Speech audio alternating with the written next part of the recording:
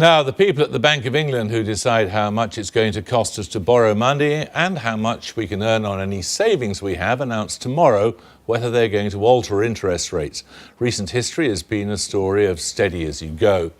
The governor of the bank has already said that interest rates shouldn't go up from their present low levels until unemployment is down below 7%. The gossip now is that he's going to drop the target to 6.5%, so money stays cheap. But is he right? Andrew Verity reports.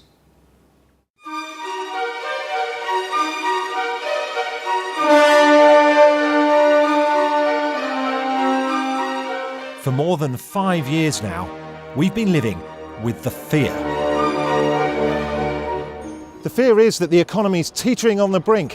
One false move and we could plunge into an economic abyss.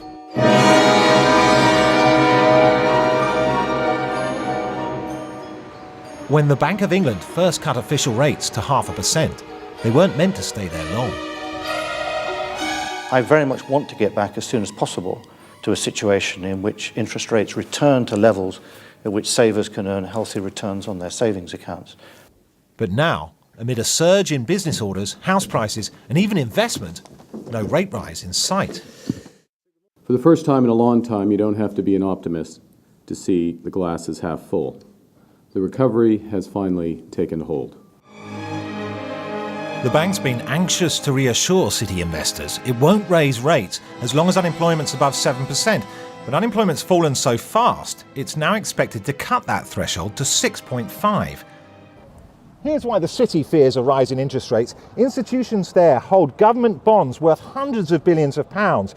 And who wants a government bond paying a tiny fixed rate of interest when rates are about to go up? Not as many as before. And with fewer buyers, that can pull prices down, costing the city institutions that hold those bonds billions.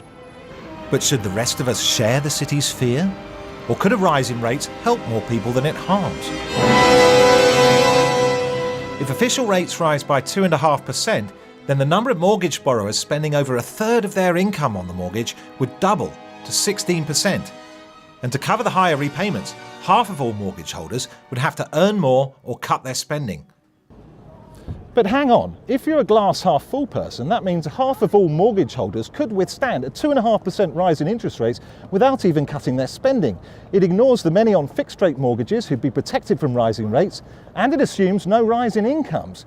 If incomes do rise, it'll look a lot less scary down there.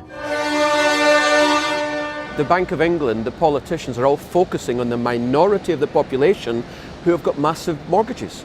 That's undoubted. The amount of mortgage in the system is huge. However, 3/4 of the population either have no mortgage or a very small one. What's often forgotten is that fewer than a third of households actually have a mortgage, and most of us don't worry about rate rises. A poll last month showed nearly a third believe an interest rate hike would leave them better off, while another third say the change would make little difference to their finances. Everyone in the country will benefit directly because higher interest rates will raise the value of our currency, it will reduce the cost of imports, therefore the cost of living will plummet, everyone will benefit from that, and over half the population who have very little debt or no debt at all will actually directly benefit as well because they'll get more bangs for their buck from the deposit accounts. Right now the markets are betting the Bank of England won't take the plunge and raise interest rates any time this year. But with every bit of positive economic data, the case for raising rates gets stronger and the fear of it gets weaker. Maybe when the Bank of England finally does it, it will realise that the fear of economic doom was just an illusion.